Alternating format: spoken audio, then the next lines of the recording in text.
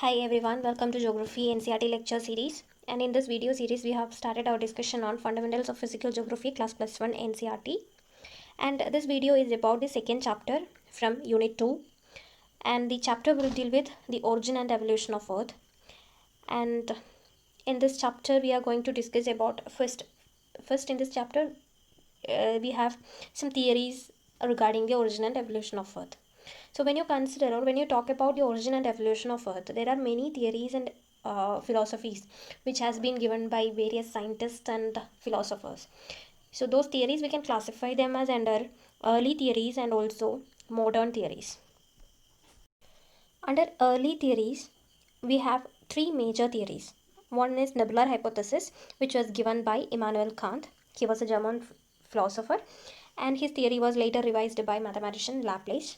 It was in the year 1796. And the other theory was given by T.C. Chamberlain and Forrest Ray Moulton. So these two people has given their theory as planetesimal theory.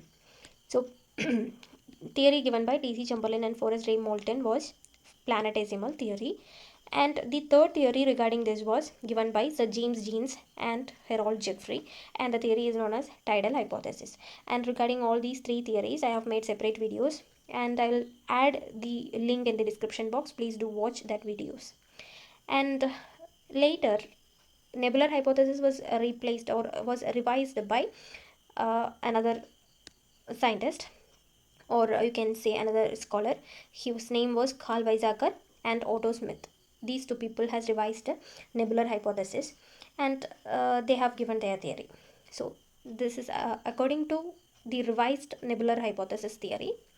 They considered that the sun was surrounded by a solar nebula, which this nebula contained mostly of hydrogen and helium atom along with some dust particles. And due to the friction and the collision which has taken place within this solar nebula, a disc shaped cloud was formed, and thus planets were formed due to the process of accretion. Accretion means nothing but layer by layer formation. So layered formation ആണ് ഉദ്ദേശിക്കുന്നത്. So all these particles get accreted means these particles were accumulated layer by layer, thus forming the planets. So that is regarding the revised nebular hypothesis theory. And then next what we are going to discuss is the modern theories. So under modern theories, the most popular theory was given by Edwin Hubble in the year 1920. So his theory was known as the famous Big Bang theory. So according to the Big Bang theory, let me explain the Big Bang theory first. So in the next page, they have given the step by step evolution of the Big Bang theory. So what Big Bang theory is telling us is that it says that everything that composed or that is present in the universe today all existed as a tiny ball, or you can say a singular atom, and this singular atom or a tiny ball was having unimaginably small volume. So it was very small, and it had very infinite temperature, and also it has got infinite density as well. And what happened is that at the Big Bang, this tiny ball got exploded violently. It undergo violent explosion, which lead to the expansion of the universe. And when this tiny ball it exploded, what happened is that all the matter that was what you say that was contained within this tiny ball, it got separated. And as you can see, within a short period itself, after the Big Bang itself, this matter started expanding. Okay, that is what Big Bang theory is explaining. And this Big Bang happened around 13.7 billion years ago before the present. And even now, it is said that this expansion continues, and some energy, as this expansion grows, the energy is converted as matter. Okay, and let me explain how is this expansion. So in this textbook, they have given you an example in this page. So it is an example of a balloon. So if you have a balloon which is not inflated, and you can put some marks on this balloon like this. So if this is a small balloon, you can just keep some marks on this balloon, and you can start inflating it. So when you inflate this balloon, what happens?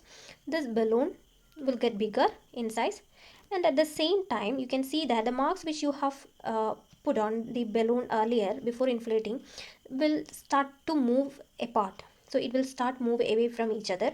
That means the distance between two marks that you have made will be increased. So in the same way, the universe is expanding after the Big Bang. So that is what they have explained in the second point or the second step. And it is said that within the first 3 minutes itself, the first atom started to form. And the third step, it is given that within 3 lakh years from the Big Bang, the temperature dropped to 4500 Kelvin, and it gave rise to atomic matter, and the universe became transparent. So this is how they have explained. Another theory which is regarding the universe or the evolution of universe is Hall's concept of steady state.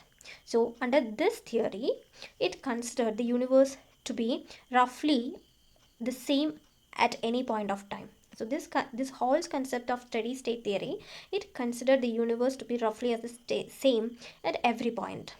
And however, with great evidence becoming available about the expanding universe, scientific community at present favors the argument of expanding universe. So the most accepted theory regarding the evolution of universe is the Big Bang theory, and which explains the expansion of universe. So the next topic is star formation.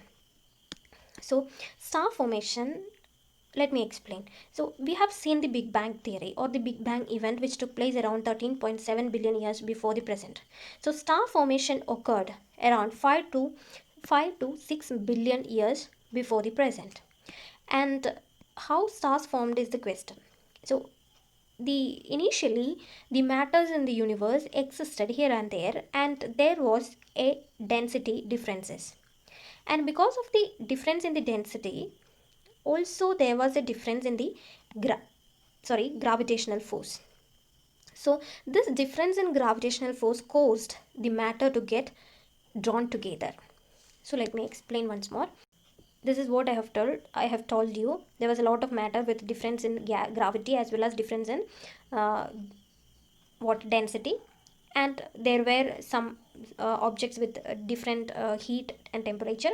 So in hotter areas the gravity becomes stronger and the stars will clump together, and when the stars started when the matter started to clump together, what happens is that the gravity will be increased, and the clumping process, or when it the joining process is becoming faster and faster. And what happens is that these atoms begin to bang each other very violently, which give rise to very high temperature or increase in temperature. And eventually when the temperature is very high, these gases will undergo nuclear fusion reaction, and it will turn into a pure energy, which we can call as a new star. So this is, in simple words, this is how stars are formed. As I have told you, the galaxy, it contained a large number of stars, and it is spread over a vast distance. As I have told you, the space or the distance between two galaxies is increasing. So we can measure the distance between two galaxies in terms of light years. So light year is a term which we can use for measuring the distance between matters in the universe. So for example, we can say the diameter of an individual galaxy, it may range from 80,000 to 1,50,000 light years. And a galaxy start to form by accumulation of hydrogen gas in the form of a very large cloud called nebula. So the base for the formation of a galaxy is the formation of a nebula, and eventually this nebula will develop localized clumps of gases, and these clumps will begin to grow into even denser gaseous bodies, which give rise to the formation of stars. So this is what we have explained, and the formation is occurred to have taken place around 5 to 6 billion years before the present. So now the light year, this term is explained is given in the next box. So light year means it is a measure of distance, which I have told you earlier. So it is the distance the light can travel in 1 year. So the total distance the light will travel in a year is considered as 1 light year, and it is equal to 9.461 into 10 raised to 12 kilometer.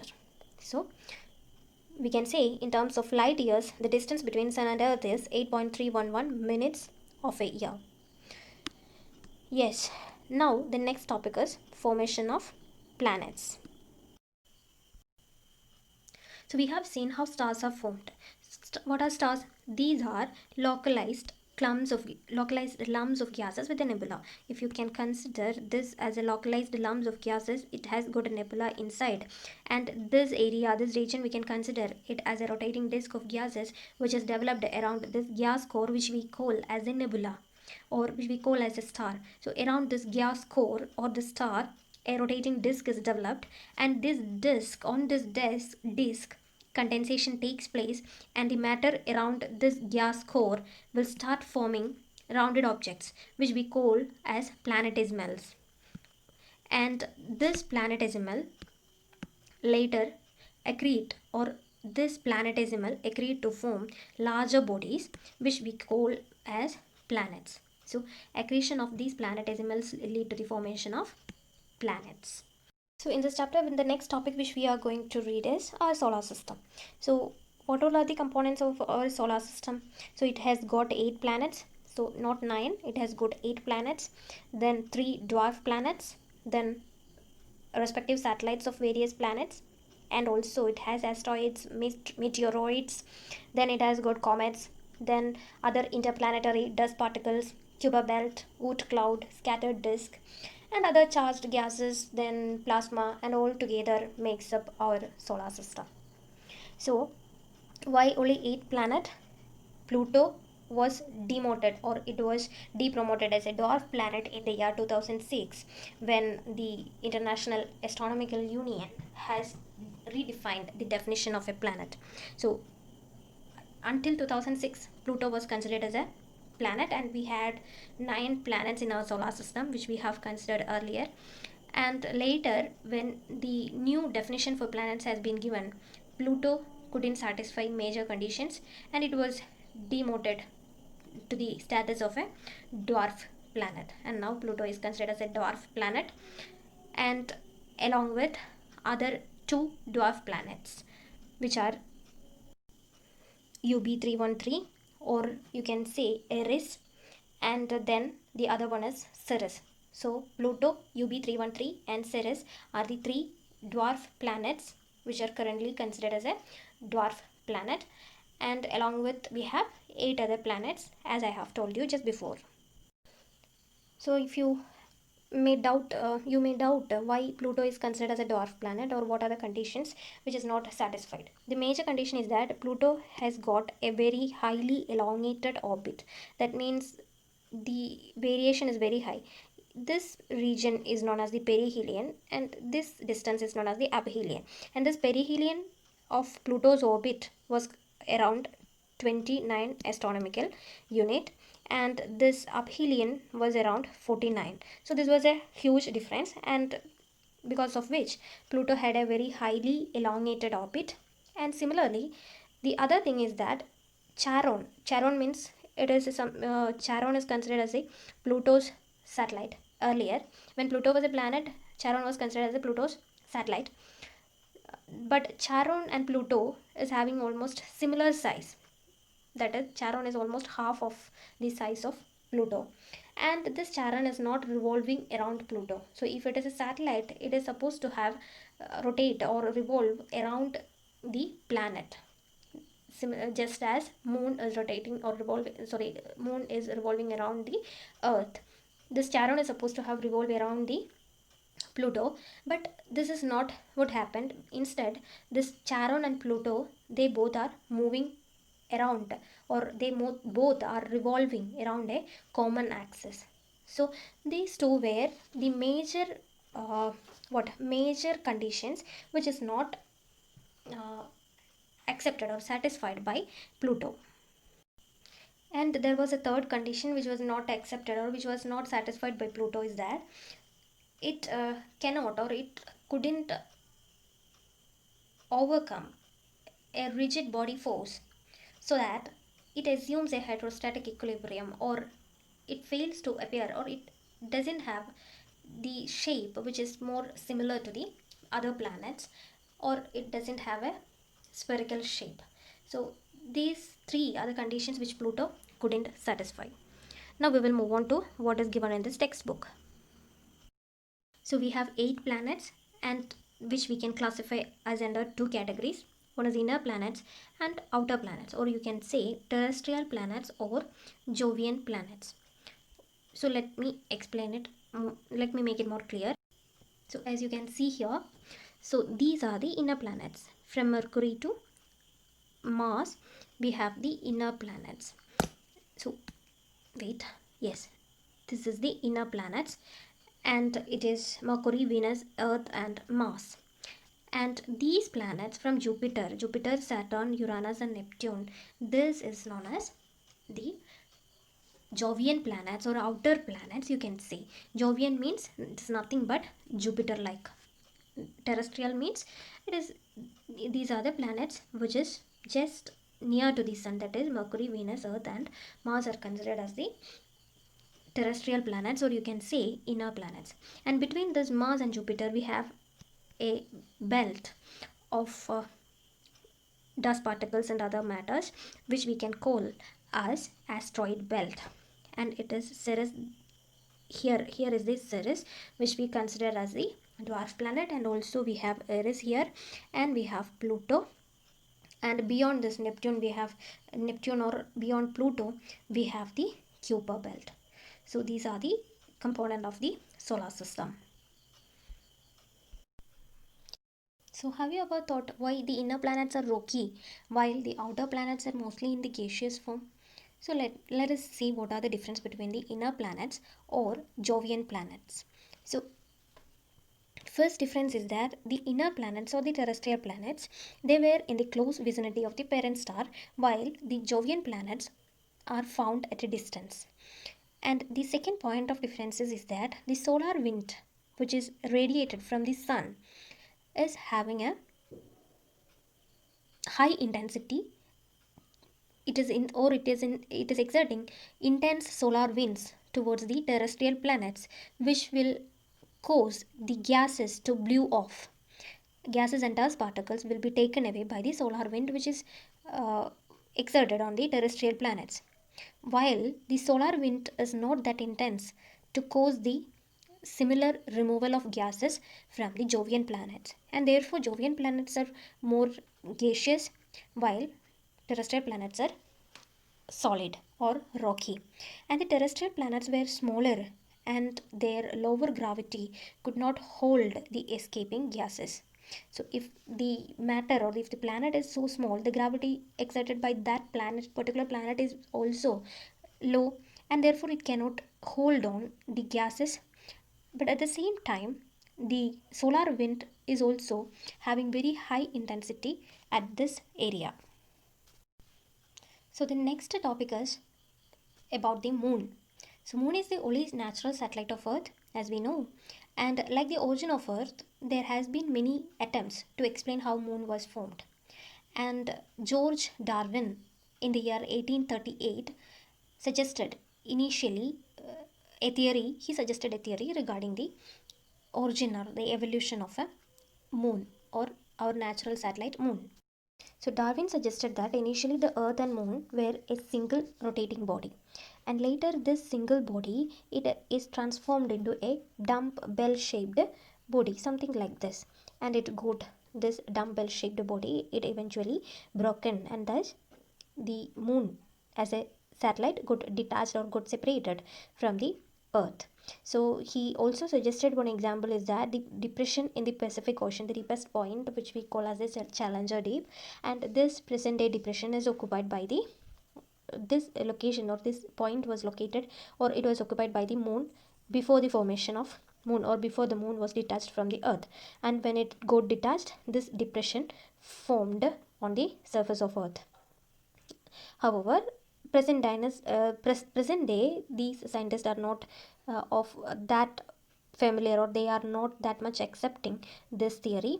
And now it is believed that the formation of moon as a satellite is an outcome of a giant impact, so which we call as a big splat. So big splat is believed to be the present day, this big splat is believed to be the reason behind the formation of moon as a natural satellite. And what this big splat is that a matter or a body which was somewhat similar to the size of Mars, that means similar to 1 to 3 times as to the size of Mars, got collided to the earth, and later because of this collision a portion of material, a portion blasted, and it continued to orbit around the earth, and it is believed that the moon formed around 4.44 billion years before the present. The next topic which we are going to read is the evolution of earth. So when the earth was formed, initially it was barren, rocky and very hot, and it has got a very thin atmosphere with composed of mainly hydrogen and helium. So this picture is somewhat very different from the present day picture of earth. So the present day earth is very beautiful, and we have ample amount of water and other conductive atmosphere which is favoring the life. And as we know, the earth has been developed or evolved around 4600 million years before the present, and since then it has undergone many evolutionary process, and let us try to find out those process. As we know, the earth has got layered structure. As we know, it has got an inner core, then above the inner core we have the outer core, and above that we have mantle, and above mantle we have the crust, and above the crust we have the atmosphere. Again, the atmosphere is divided into various layers: troposphere, stratosphere, thermosphere, ionosphere, etc. So the from the outer atmosphere, from this layer, if you move towards the inner core, we can see that the density is varying, and the atmospheric matter will have the least density, while the matter along the interior or matter in the inner core will have the highest density. That means the density is not uniform, and it is increasing as we move from the outermost end of the atmosphere to the center of earth. So due to so the next topic is development of lithosphere. Let us try to understand how the lithosphere is evolved. So because of gradual increase in the density, the temperature inside the earth has been increased. So as a result, the materials which were there inside the earth will started getting separated depending on their densities. So because of this, the denser materials moved towards the center, while the lighter materials started moving towards the surface. So over a period of time, the lighter materials which got or which reached the surface got cooled further, and it got solidified and condensed into smaller size. And this later led to the development of the outer surface which formed the crust.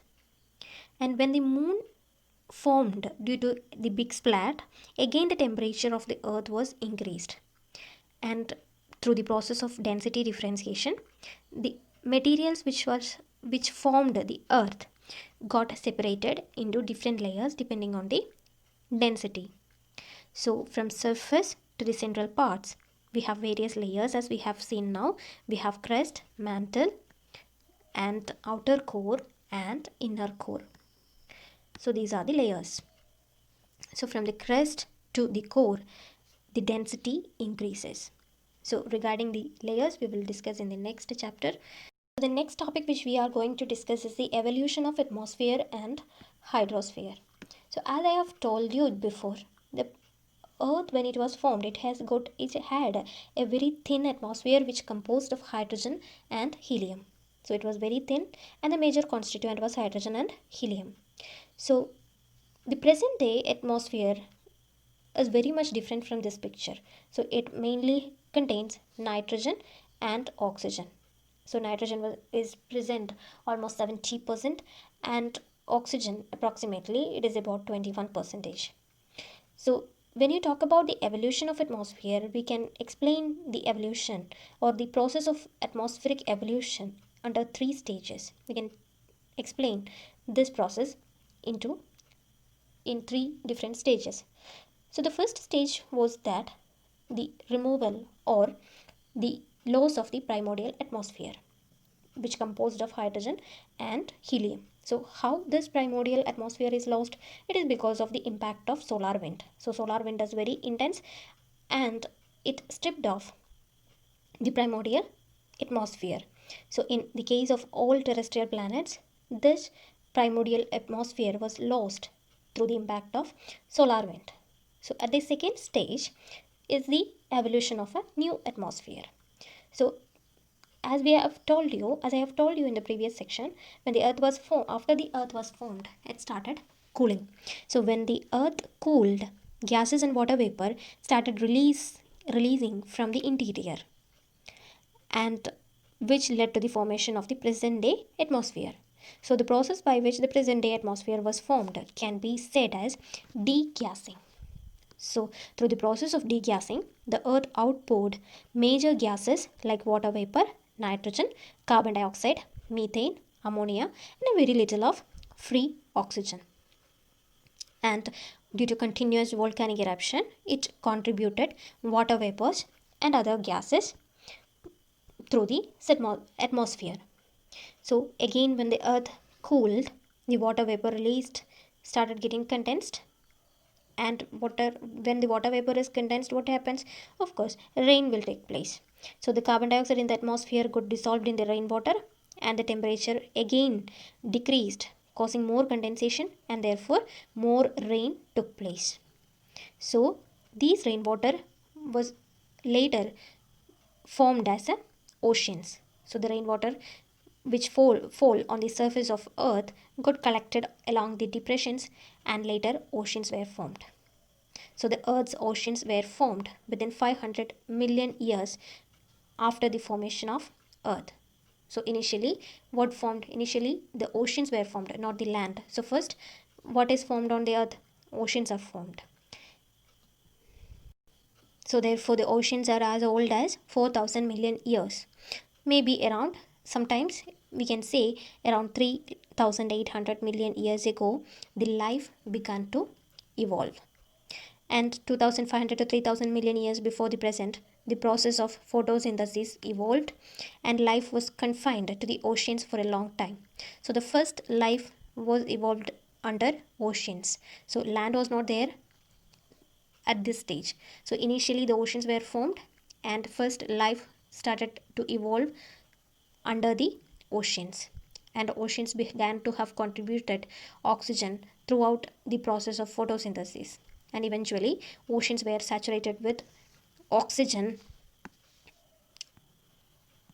and 2000 million years before the present, oxygen began to flood the atmosphere. So due to the process of photosynthesis which took place under the oceans, oxygen started to evolve, and later this oxygen began to flood the atmosphere. So when the ocean was saturated with oxygen, it started releasing the oxygen to the outer atmosphere. This is how the present day earth has 21% of oxygen. And the last phase which we are going to talk about is the origin of life. The last phase of evolution of earth is, of course, the origin and evolution of life. So as I have told you earlier, the life was not possible with the initial atmosphere which was present, with which contained mostly of hydrogen and helium gases. And modern scientists, they refer the origin of life as a result of, or it was a kind of chemical reaction where complex organic molecules were generated first, and these molecules get assembled later. So this assemblage was considered as they could duplicate themselves, converting inanimate matter into living substance. So when the record of life which existed on the planet in different period is found in rocks in the form of fossils. And it is assumed that the life evolved or began to evolve on the earth's surface somewhere near 3800 million years before the present. And you can see the summary of a geological time scale. So in this page we can see the geological time scale. So here we have geological time scales as eons, then era, period, epoch. So once more we will look at the evolution from the beginning. Initially the universe evolved, and after that initially the universe evolved, and it was around 13.7 billion years before the present. And after that, sun star was formed, and after that there was oceans, and there was an atmosphere which was rich in carbon dioxide. And after that, unicellular bacteria started evolving under the oceans. And later, around 570 to 2500 million years before the present, we had the soft bodied arthropods. And after that, we had marine invertebrates. Later, vertebrates, that is fish, started evolving. That was during Ordovician age. And after that, first trace of life on land was observed. And then later, we had the vertebrates like coral beads, then amphibians, etc. And after that, we had the first reptiles. Then again, after reptiles evolved around 245 to 286 million years before the present, there was a domination of reptiles. And after that, 208 to 245 million years, we have the frogs and turtles. Then we have dinosaurs, and we have seen the extinction of dinosaurs. And after that, mammals started evolving during the Mesozoic era. And finally, we have anthropods, then flowering plants, and human ancestors, early human ancestors in the Pliocene, that is around 2 to 5 million years before the present. And around 10,000 to 2 million years before the present, we had the Homo sapiens and 02 and 02. That means the present day to 10,000 years before the present, we had the modern man. So this is the evolution of Earth as we have seen. So now we have come to the end of this chapter, and remember to go through the questions that has been given in the uh, end of this chapter. Please go through them, and that's all about it. Thank you. We will continue in the next video with the third chapter. That's it. Thank you.